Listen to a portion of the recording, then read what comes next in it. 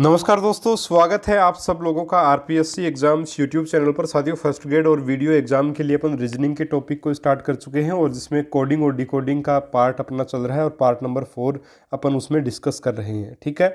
और साथियों, 3 part upload कर चुके हैं। 2 प्रकार की कोडिंग पढ़ चुके हैं, आपकी नंबर कोडिंग और आपकी एक प्रकार से जो लेटर कोडिंग है उनको अपन कर चुके हैं। आज अपन मिक्स्ड कोडिंग की बात करेंगे। उससे पहले कुछ प्रश्नों को भी देखेंगे और उससे पहले आपको थोड़ा सा रीट के बारे में बताना चाहूँगा कि आप लोग साथियों कमेंट कर रहे हो कि सर रीट के बारे में आप लोग अभी कुछ नहीं बोल रहे हो, बिल्कुल साइलेंट हो गए हो। तो देखिए, क्या बोलना रीट के बारे में, है ना। रीट के बारे में, रीट का एग्ज़ाम हो चुका है, आपको मैंने सारी प्रिपरेशन अच्छे से करवाई थी, बहुत अच्छे से, और आपके अच्छे नंबर भी बने हैं। ठीक है। तो जिन साथियों के अच्छे नंबर नहीं बने वो आगे के एग्ज़ाम की तैयारी करें, जिनके बन गए हैं वो भी आगे के एग्ज़ाम की तैयारी करें। कोर्ट अपना काम कर रहा है और जो भर्ती को अटकाना चाहते हैं वो अपना काम कर रहे हैं। लेकिन मैं आपको क्लियर कट बोल देना चाहता हूँ कि ये भर्ती न तो रुकेगी न अटकेगी, कुछ नहीं होगा। 100% आपको जो बच्चे सेलेक्ट हुए उनको सिलेक्शन मिलेगा, क्योंकि इतनी बड़ी भर्ती देखिए दोबारा आयोजित नहीं करवाई जा सकती। सरकार भी है वो जिन उन लोगों को पकड़ने की पूरी कोशिश कर रही है जिन लोगों ने चिटिंगबाजी की थी, है ना। तो कार्य जारी है, आपका रिजल्ट भी आएगा, सब आएगा। और बीएड सेकेंड ईयर वाले घबराए नहीं, उनको भी शामिल किया जाएगा। ठीक है। बातें यही हैं। अब बार बार मैं उसके ऊपर वीडियो बनाता रहूं, थंबनेल लगाता रहूं कि देखो रीट रद्द होगी, ऐसा कुछ नहीं है ना। बेफालतू की चीज़ें करने से कोई फ़ायदा नहीं है। इसलिए अपने पढ़ाई पे फोकस करें, वो ज़्यादा बेटर होगा साथियों। ये श्योर है, जिनके अच्छे नंबर आए हैं उनको जॉब ज़रूर मिलेगी और वो ज्वाइनिंग करेंगे, और उनको भी आगे की तैयारी जो वो करनी चाहिए, क्योंकि ये समय है साथियों, आपको मिला है, अभी आप जॉब करोगे उसके बाद में आपको इतना समय नहीं मिल पाएगा। तो अच्छा है कि आप आगे के एग्ज़ाम की अभी से तैयारी स्टार्ट कर दें, और उसी दिशा में मैं कार्य कर रहा हूँ। ठीक है। चलिए, फिर भी किसी को समस्या है तो देखिए चैनल से ना जुड़े, कोई दिक्कत नहीं है। जिनको पढ़ना वो लोग जुड़ें। सेकंड ग्रेड जल्दी स्टार्ट करेंगे अपने। अभिषेक सर मैथमेटिक्स को स्टार्ट करेंगे, खुद मैथमेटिक्स से अभी ज्वाइन वो कर चुके हैं। जीके का पार्ट जो वीडियो का बचा हो वो भी अभिषेक सर अभी वापस आ गए, छुट्टियां पड़ गई हैं, तो अभी जल्दी स्टार्ट अपन कर देंगे। ठीक है। चलिए शुरू कर लेते हैं आज का वीडियो। और पहला प्रश्न देखिए, मिक्स्ड कोडिंग को स्टार्ट करने से पहले 3 क्वेश्चन और करवाऊंगा आपको, जो अपन ने नंबर कोडिंग में कॉमन कोडिंग का जो पार्ट पढ़ा था, ठीक है, उसके ऊपर आधारित है। बहुत ही आसान से प्रश्न है। और देखिए, पहला प्रश्न है रेड मीन्स येलो। ठीक है। Red means yellow, yellow means blue, blue means orange, orange means green, green means red. तो क्लियर स्काई का कलर क्या होगा, ये आपका प्रश्न है। अब अगर ये प्रश्न हिंदी में पूछा जाता तो क्या पूछा जाएगा कि यदि लाल का मतलब पीला है, ठीक है, तो मीन्स शब्द के 2 अर्थ निकलेंगे हिंदी में। मतलब, मीन्स की जगह मतलब हो सकता है, या फिर का अर्थ, यानी कि हरे का मतलब, ठीक है, हरा मतलब लाल, या हरा का अर्थ लाल है। इस प्रकार से भी ये शब्द आ सकते हैं, लेकिन इंग्लिश में मीन्स शब्द आएगा। तो red means yellow, yellow means blue, blue means orange, orange means green, और ग्रीन मीन्स रेड।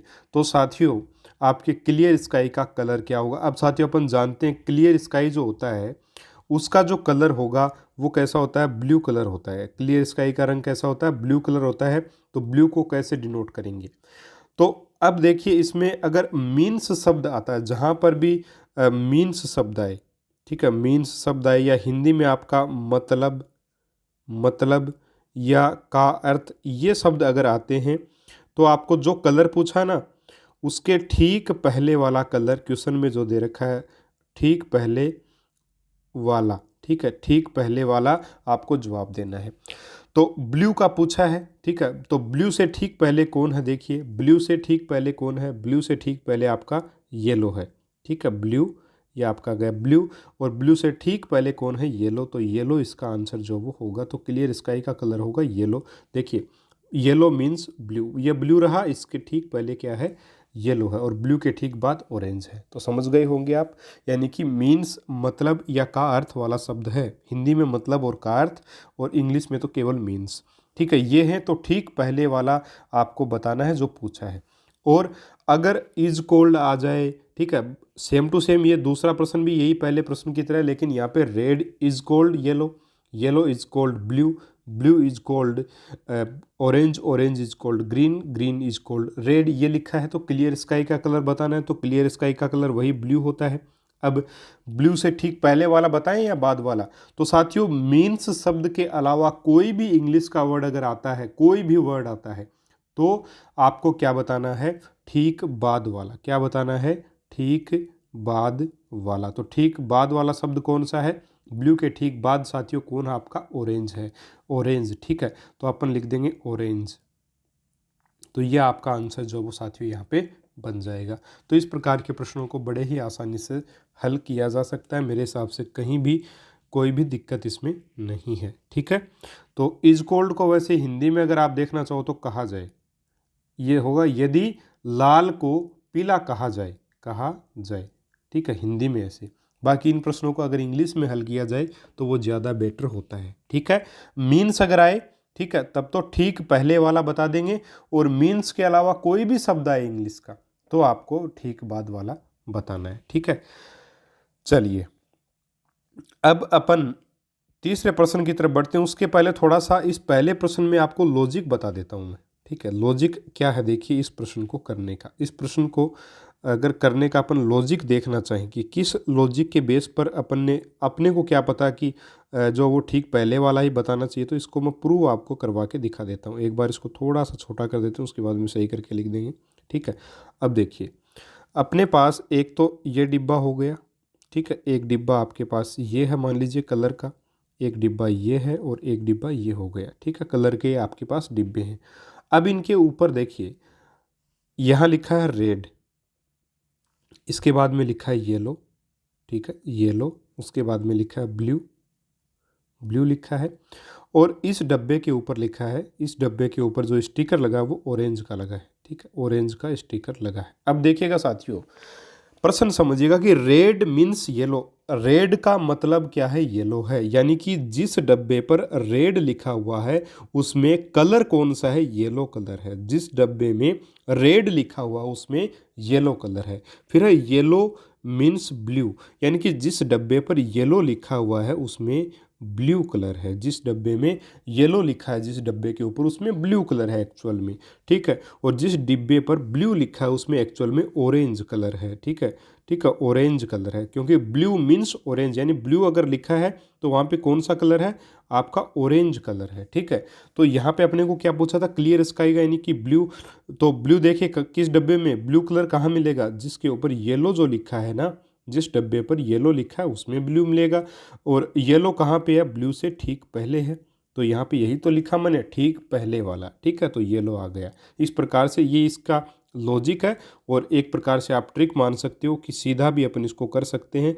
मीन्स शब्द आए तो आपका ठीक पहले वाला बताना है, और मीन्स के अलावा कोई भी शब्द अगर आ जाए तो आपको ठीक बाद वाला बताना है। ठीक है, तो ये आपका साथियों क्वेश्चन था। उम्मीद करूँगा बहुत अच्छे से आपको क्लियर हो गया होगा। कहीं कोई इसमें दिक्कत आपको मेरे हिसाब से अभी नहीं आनी चाहिए। ठीक है, कहीं कोई समस्या इसमें अभी नहीं आनी चाहिए आपको। चलिए ठीक है साथियों, प्रश्न नंबर तीसरा जब अपन सोल्व करेंगे तो आप बड़े आसानी से इसमें बता पाएंगे कि क्या इसका आंसर रहेगा। देखिए, air is water, water is milk, milk is wheat, wheat यानी गेहूँ।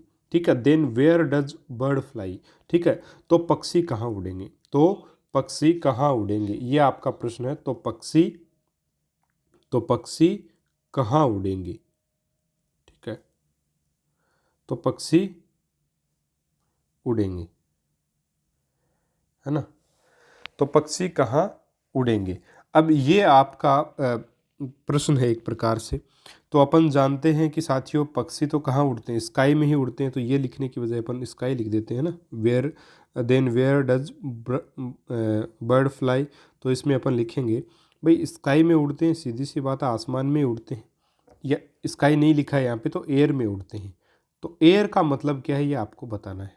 ठीक है, तो देखिए यहाँ पे इज लिखा आ रहा है, इज। ठीक है, मीन्स तो नहीं आ रहा, तो मीन्स के अलावा कुछ भी अगर लिखा आता है तो उसको अपन क्या करते हैं? ठीक बाद वाला अपन आंसर देते हैं।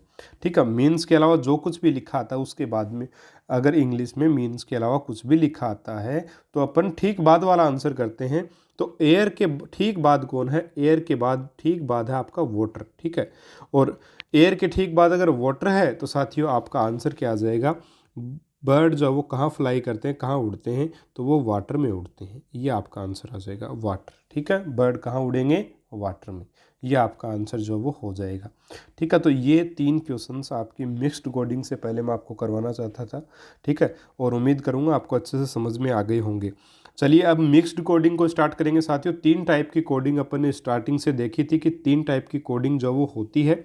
ठीक है, जिसमें पहली अपन ने पढ़ी लेटर कोडिंग, दूसरी अपन ने नंबर कोडिंग को पढ़ा, तीसरा अपना अभी स्टार्ट करेंगे मिक्स्ड कोडिंग, और उसके बाद में अपना कोडिंग डिकोडिंग का चैप्टर आज अपना खत्म हो जाएगा। अब देखिए मिक्स्ड कोडिंग की अगर अपन बात करें तो बहुत ही आसान सा है। जो कॉमन कोडिंग का जो पार्ट था, ठीक है, कॉमन कोडिंग का जो पार्ट था अपना लेटर कोडिंग में कॉमन कोडिंग, ठीक है, कॉमन कोडिंग के ऊपर ही बेस है।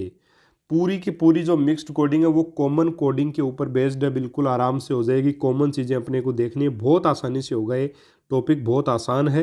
ठीक है, चलिए अब इसको स्टार्ट करते हैं। प्रश्नों को कैसे हल करते हैं। प्रश्न है हाउ आर यू बराबर इसको दे रखा है नी टिन फू, और यू गो देयर इसको दे रखा है टिन लो पे। तो साथियों इनका कोई अर्थ नहीं है, ये कोई चाइनीज़ भाषा नहीं है, कोई अर्थ इनका नहीं आपको लगाना है। ठीक है, कोई अर्थ इनका नहीं है। अपने को क्या करना है, अपने को ये देखना है कि इंग्लिश वाले सेंटेंस 2 सेंटेंस दिए, तो पहले सेंटेंस का संबंध अपने को दूसरे से करके देखना है कि कहीं इस मतलब कौन सी चीज़ें इन दोनों में कॉमन है। तो अपन जानते हैं यू जो वर्ड है यू, ठीक है, ये दोनों जगह आया हुआ है। तो इधर भी देखो, इधर भी 3 वर्ड है, 1 2 और 3, इधर भी 3 वर्ड है, 1 2 और 3, 3 वर्ड है, 3 3 वर्ड है दोनों तरफ, 3 3 वर्ड हैं। इसका मतलब हर एक वर्ड के लिए एक कोडिंग है। तो यू के लिए यहाँ पे दोनों, अगर दोनों सेंटेंस में अगर यू कॉमन है तो यहाँ पर भी एक चीज़ तो कॉमन होगी निश्चित तौर पे, और वो कॉमन चीज़ क्या है, टिन। क्या है, टिन। देखिए टिन ऊपर भी है और टिन नीचे भी है, ये रही टिन। ठीक है, इसका मतलब क्या हो गया, जो यू है ना यू, उसका कोड क्या बनेगा, टिन बनेगा। क्या बनेगा, टिन बनेगा। अब देखिए क्या बच गया, हाउ। हाउ के लिए क्या बनेगा। अब हाउ के लिए साथियों आपका नी भी हो सकता है। भाई हाउ के लिए नी भी हो सकता है और फू भी हो सकता है। तो नी भी हो सकता है और फू भी हो सकता है, इन दोनों में से कोई सा भी हो सकता है। तो ये ऑप्शन पे डिपेंड फिर प्रश्न बन जाएगा। बस यही इस प्रश्न का आंसर है। बहुत आसान, कोई दिक्कत नहीं होगी मेरे हिसाब से अभी तक तो, है ना। तो ये इसका आंसर जो साथियों हो जाएगा। ठीक है, यानी कि आपका आंसर आएगा नी और फू, यानी कि नी या फिर फू इसका आंसर जो वो हो सकता है हाउ का। अगर आपसे पूछ ले गो का क्या होगा, गो का, तो गो का भी क्या हो जाएगा, या तो लो हो जाएगा या पे हो जाएगा, क्योंकि टिन तो आपका यू का हो चुका है। तो इस प्रकार से अपन बड़े ही आसानी से आंसर जो वो कर सकते हैं, कहीं कोई दिक्कत नहीं है। तीसरा प्रश्न हो गया। चौथा अगर प्रश्न आपको इसी में पूछ ले कि आर का, ठीक है, आर का पूछ ले, तो आर का भी नी भी हो सकता है और फू भी हो सकता है, कोई सा भी हो सकता है इसमें से, आर का भी। ठीक है, तो ये आपके मिक्स्ड कोडिंग के प्रश्न है। चलिए अगला क्वेश्चन देखते हैं अपन। दूसरा प्रश्न है हाउ आर यू को कोड किया गया है नी टिन फू से। आर यू देयर को टिन से नी से कोड किया गया। तो हाउ का, आर का, यू का और देयर का कोड आपको बताना है। ठीक है, बहुत आसान है, कहीं कोई दिक्कत इसमें आपको नहीं आएगी। देखिए कैसे करेंगे इसको। सबसे पहले आप कॉमन चीज़ें अपन देखेंगे। पहले सेंटेंस की दूसरे से तुलना करेंगे, दोनों में क्या कोई चीज़ कॉमन है, बिल्कुल कॉमन है। दो दो चीज़ें कॉमन आ रही हैं। क्या आ रही हैं, देखिए आर यू, ठीक है, और यहाँ पर भी आर यू। तो इधर भी 2 चीज़ कॉमन आपको मिलेंगी। देखिए एक तो आपका हो जाएगा नी, और एक आ जाएगा टिन। नी और टिन, नी और टिन, नी और टिन, ये आपकी कॉमन हो गई। अब यहाँ पर क्या बचा, देखिए यहाँ पर आपका, एक मिनट दूसरा कलर ले लेते हैं, यहाँ पे आपका हाउ बचा और यहाँ पे आपका फू बचा। इसका मतलब हाउ की जो कोडिंग है वो फू से होगी, सीधी सीधी सी बात है, कहीं कोई दिक्कत नहीं। और यहाँ पे केवल आपका बचा देयर। यहाँ पे क्या बचा, देयर। इसका मतलब है यहाँ पे केवल से बचा, तो देयर का संबंध किससे होगा, से होगा। तो हाउ की कोडिंग पूछिए सबसे पहले, तो फू इसका आंसर हो जाएगा, कोई दिक्कत नहीं। आर की पूछिए तो आर की साथियों, आर यू, आर और यू दोनों की देखिए तो आर जो वर्ड है उसकी आपकी नी भी हो सकती है और टिन भी हो सकती है। तो दोनों में से नी और टिन कोई सा भी आ सकता है। तो नी और टिन ये आ सकता है इसका। ठीक है, और यू की कोडिंग क्या होगी, देखिए आर और यू भी यहाँ पे भी हैं, तो आर यू की वही टिन और नी, कोई सा भी हो सकता है टिन और नी में। इसके अलावा देयर की कोडिंग क्या होगी, तो देयर की कोडिंग अपने को पता है से होगी, तो ये इस प्रश्न का आंसर होगा। बहुत आसानी से बता सकते हैं, बहुत ही आसान टॉपिक है। ठीक है, चलिए आगे बढ़ते हैं। तीसरा प्रश्न थोड़ा सा हाई लेवल का प्रश्न, ज़्यादा नहीं, थोड़ा सा एक लेवल ज़्यादा। इसमें लिखा गया है सी इज़ गुड, इसको 2 5 7 से लिखा गया। इज़ ही बैड 7 9 8 से लिखा गया है।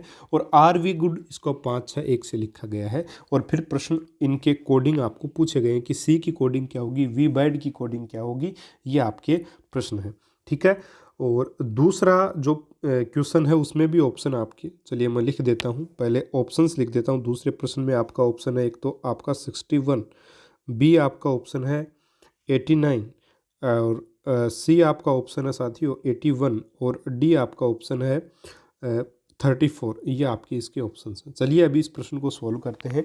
सबसे पहले अपन पहले और दूसरे वाक्य को की तुलना करते हैं कि कौन सा चीज़ कॉमन है। तो यहाँ पे एक चीज़ कॉमन है इज, तो इज यहाँ पे कॉमन है, तो इन दोनों में भी निश्चित चीज़ पर एक अंक कॉमन होगा, वो है 7।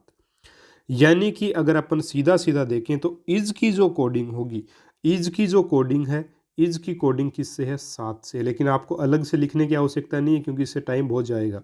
आप जो आपका पेपर है उसमें इस प्रकार से आप जो है वो इनको गोला कर सकते हैं अलग अलग प्रकार से। इसके बाद में पहले दूसरे को देख लिया, तो फिर देखेंगे पहले और तीसरे में क्या कॉमन है।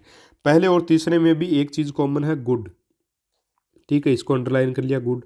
तो यहाँ पर भी पहली और तीसरी लाइन में भी आपको 2 अंक जो वो एक एक अंक जो कॉमन दिखेंगे, और वो है 5।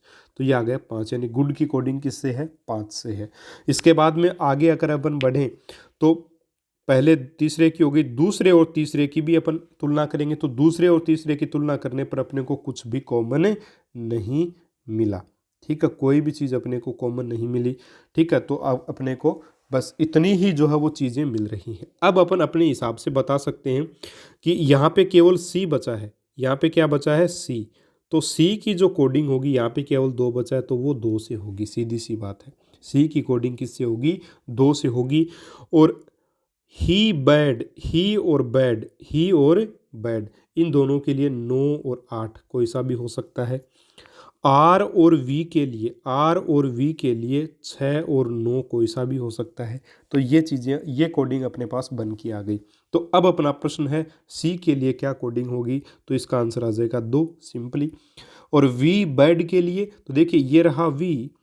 अब देखिए वी के लिए 6 भी हो सकता है और 1 भी हो सकता है, क्योंकि 5 तो किसके लिए है, गुड के लिए। 5 जो वो किसके लिए है, गुड के लिए है। लेकिन जो आपका वी जो वर्ड है इसके लिए या तो आपका 6 होगा या आपका क्या होगा, 1 होगा, कोई सा भी एक होगा इन दोनों में से।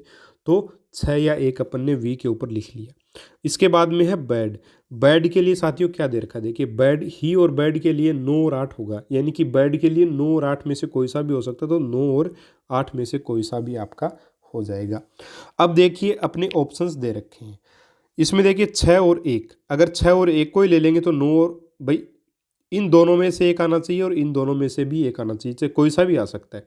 अगर दोनों जैसे 6 1 ही आ गया यहाँ पे, तो ये ऑप्शन नहीं होगा, क्योंकि फिर बैड तो बना ही नहीं, बैड वर्ड कैसे बनेगा, क्योंकि ये तो 6 और 1 तो दोनों वी के ही कोड हो सकते हैं, या तो 6 होगा या 1 होगा। लेकिन बैड का तो 6 और 1 में से कोई मतलब ही नहीं है, 9 या 8 में से होना चाहिए, तो आपका ए नहीं होगा। अब देखिए बी ऑप्शन में 8 और 9, तो ये भी नहीं होगा, केवल बैड को रिप्रेजेंट कर सकते हैं, वी को थोड़ी कर सकते हैं।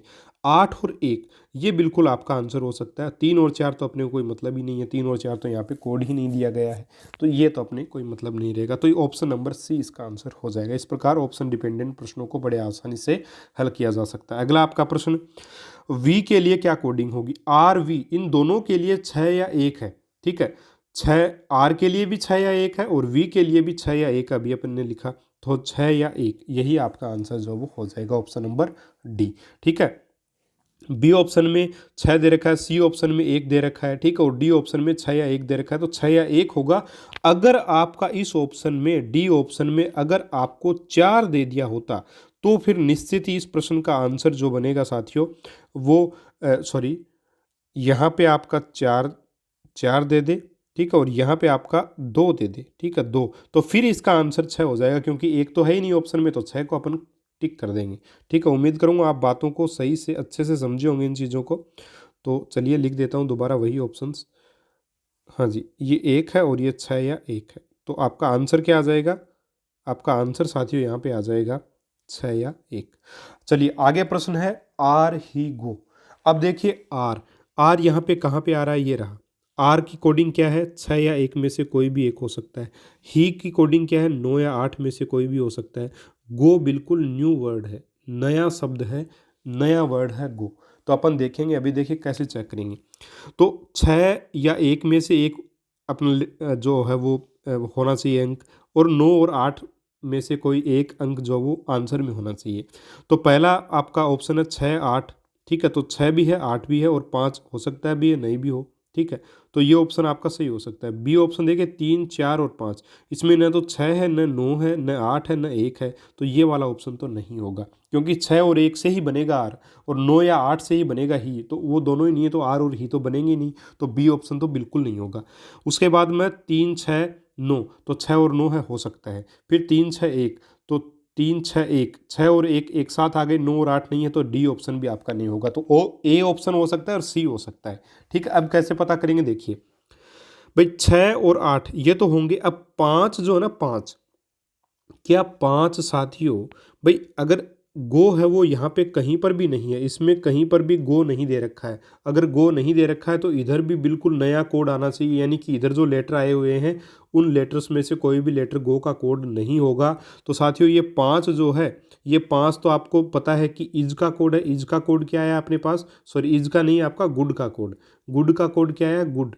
गुड का कोड आपका आया है 5। तो साथियों 5 तो जो वो गुड का कोड है, आपका गो का नहीं हो सकता, इसलिए आपका ऑप्शन ए भी नहीं होगा। इसलिए ऑप्शन नंबर सी ऑटोमेटिक आपका सही आंसर हो जाएगा, क्योंकि 6 और 9 तो ये आपके आर और ही में से हो जाएंगे, और 3 जो है वो देखिए यहाँ पे कहीं पर भी 3 नहीं आया हुआ है, तो ये बिल्कुल न्यू है। तो गो का जो कोड बनेगा वो 3 बन जाएगा। तो इस प्रकार से आप आंसर बड़े आसानी से इन प्रश्नों को का आंसर जो बड़े आसानी से कर सकते हैं। उम्मीद करूँगा आप बहुत अच्छे से इन चीज़ों को समझे होंगे और इस प्रश्न को आप बड़े आसानी से कर भी पाए होंगे। चलिए इसी तरीके पर आधारित एक और प्रश्न मैं लेता हूं आपका, ठीक है। प्रश्न नंबर 4, और ये लास्ट प्रश्न अपना इस वीडियो का। उम्मीद करूंगा बहुत अच्छे से आपको समझ आ रहा होगा, और समझ आ रहा है तो ज़रूर से ज़रूर लाइक करें साथियों। बहुत मेहनत लगती है इस प्रकार के प्रश्नों को करने में, समझाने में।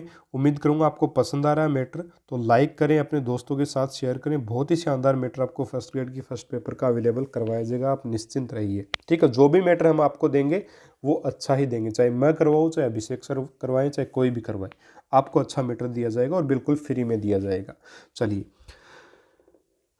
आपका क्वेश्चन नंबर 4 है, इकोनॉमिक्स इज नॉट मनी। इसको लिखा जाता है काला होगा, ठीक है। फिर है डिमांड एंड सप्लाई, मोटापा का, ठीक है, ये इसका दे रखा है। फिर है मनी मेक्स ओनली पार्ट, तो जी ला ने की। फिर है डिमांड मेक्स सप्लाई इकोनॉमिक्स, जी मो काटा, ये लिखा गया है। फिर पूछा है कि मेक्स को क्या लिखा है, मनी को क्या लिखा है, सप्लाई को क्या लिखेंगे। वर्क एंड मनी के लिए 5 ऑप्शन आपको दिए गए, डिमांड ओनली मोर के लिए भी आपको 5 ऑप्शन दिए गए हैं। तो सबसे पहला काम अपने कॉमन वर्ड्स को ढूंढना। तो पहले और दूसरे सेंटेंस में सबसे पहले पहले और दूसरे की तुलना करेंगे, फिर पहले और तीसरे की, फिर पहले और पांचवे की, चौथे सेंटेंस की। इस प्रकार से अपन तुलना करते हुए चलते हैं, ठीक है। तो यहाँ पे तुलना की जाएगी पहले और दूसरे की। तो यहाँ पे अगर अपन तुलना कर रहे हैं तो अपन को पता है कि इकोनॉमिक्स जो वर्ड है, इकोनॉमिक्स जो वर्ड है आपका, इकोनॉमिक्स, ये कॉमन है। इकोनॉमिक्स आपका साथियों कॉमन वर्ड है यहाँ पे, इकोनॉमिक्स, ठीक है। तो अगर इकोनॉमिक्स कॉमन है यहाँ पर, तो यहाँ पर भी आपका कॉमन एक तो जरूर से जरूर होगा का। देखिए यहाँ पर भी का है और यहाँ पर भी का, तो ये आपका कॉमन हो गया। इसके बाद में पहले और तीसरे की तुलना करेंगे तो यहाँ पर एक वर्ड कॉमन है, मनी। क्या कॉमन है? मनी। मनी कॉमन है, तो इन दोनों में पहले और तीसरे में मनी कॉमन होगा। मनी कॉमन है तो एक वर्ड जरूर कॉमन होगा, और वो है ला। क्या है? ला। तो ये ला आपका कॉमन आ गया, मनी का कोड हो गया ला। इसके अलावा अगर अपन बात करें तो पहले और चौथे सेंटेंस की, पहले और चौथे सेंटेंस में आपका इकोनॉमिक्स वही है, कॉमन और कुछ नहीं है। इकोनॉमिक्स का आ जाएगा, तो ये तो हो गया, ठीक है। अब दूसरे और चौथे सेंटेंस की बात करेंगे तो इसमें डिमांड शब्द, जो डिमांड है आपका, डिमांड जो वर्ड है, डिमांड, ठीक है। डिमांड और सप्लाई, डिमांड और सप्लाई ये दोनों कॉमन है। तो पहले और चौथे में 2 चीज़ें कॉमन होंगी, एक तो आपका देखिए मो है दोनों जगह, और एक टा है, तो मो और टा, ये आपके डिमांड सप्लाई में से कोई से का भी कोड हो सकते हैं, ठीक है। चलिए अब अगर अपन तुलना करें तीसरे और चौथे की, तीसरे और चौथे में आपका एक ही चीज़ कॉमन है, वो है मेक्स। ठीक है, आपका मेक्स, MEKES, मेक्स। तो यहाँ पर अगर आप देखेंगे तो दोनों में एक चीज़ कॉमन है, जेड आई, तो मैक्स का जेड आई हो जाएगा। ठीक है, तो अपनी कोडिंग पूरी हो चुकी है साथियों। अभी अपने को आंसर करना है, मैक्स का क्या होगा, जेड आई होगा, सिंपली बात है। मनी का क्या हो जाएगा, मनी का साथियों देखिए, मनी का ये अपन देखें यहाँ पे ला होगा, LA होगा, ला हो जाएगा, कोई दिक्कत नहीं।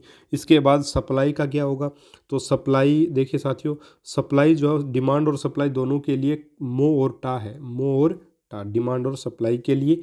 तो मो भी हो सकता है और टा भी हो सकता है सप्लाई का। ठीक है, या तो मो हो जाएगा या टा हो जाएगा। अब देखिएगा क्वेश्चन नंबर 4 को, लिखा है वर्क एंड मनी। अब देखिएगा आप साथियों, वर्क शब्द बिल्कुल नया शब्द है, यहाँ पे कहीं पर भी वर्क शब्द नहीं दिया गया है, कहीं पर भी नहीं दिया गया, नया वर्ड आया, कोई दिक्कत नहीं, करेंगे।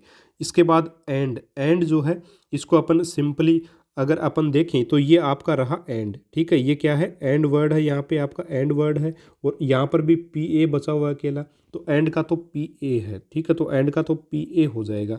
मनी का अपन जानते हैं, मनी का क्या है, मनी का साथियों आपका LA है, क्या है, LA, मनी का कोड LA है। तो PALA वाले ऑप्शन तो हो सकते हैं, तो PALA ये ऑप्शन हो सकता है, PALA ये भी हो सकता है, PALA ये भी हो सकता है, TULAGA।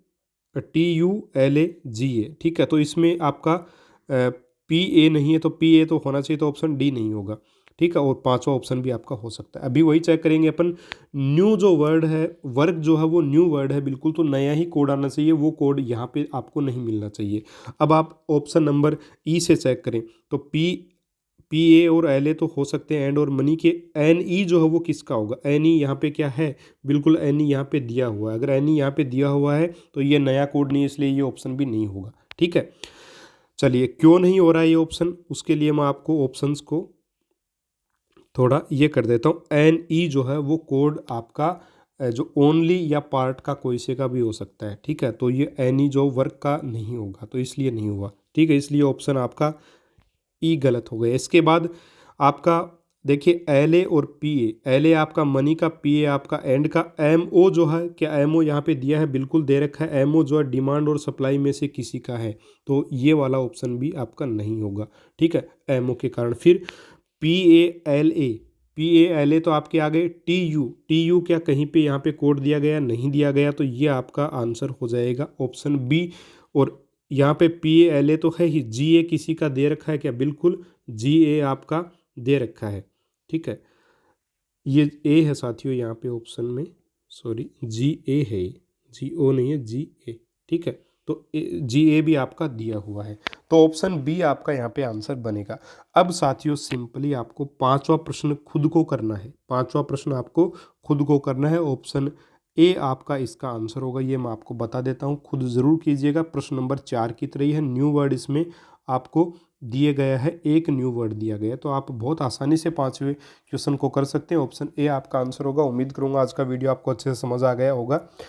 तो ये थे साथियों आपके कोडिंग डिकोडिंग का टॉपिक, जो कि आज पूरी तरीके से कंप्लीट हो गया। अब किसी भी प्रकार का प्रश्न आपको अगर आ जाएगा, चाहे वो फर्स्ट ग्रेड हो, चाहे RS का एग्जाम दें या कोई भी एग्जाम राजस्थान में दें, आपका रीजनिंग का पार्ट जो कोडिंग डिकोडिंग का पूरा हो चुका है। कोई भी प्रश्न आप बड़े आसानी से आप बना सकते हैं। ठीक है, उम्मीद करूँगा बहुत अच्छे से ये टॉपिक आपको समझ आया होगा। आगे अपन दूसरा कोई टॉपिक स्टार्ट कर लेंगे। ठीक है, तब तक के लिए साथियों नमस्कार, जय हिंद, जय भारत। अगर वीडियो अच्छा लगा तो चैनल को ज़रूर सब्सक्राइब करें, अपने दोस्तों के साथ शेयर करें, टेलीग्राम ग्रुप को ज्वाइन करें। हमारा एप्लीकेशन भी आप डाउनलोड कर सकते हैं, जो कि आप एंड्रॉयड के प्ले स्टोर से मिल सकता है, जिसका लिंक आपको डिस्क्रिप्शन बॉक्स में दिया गया है। नमस्कार साथियों, जय हिंद, जय भारत।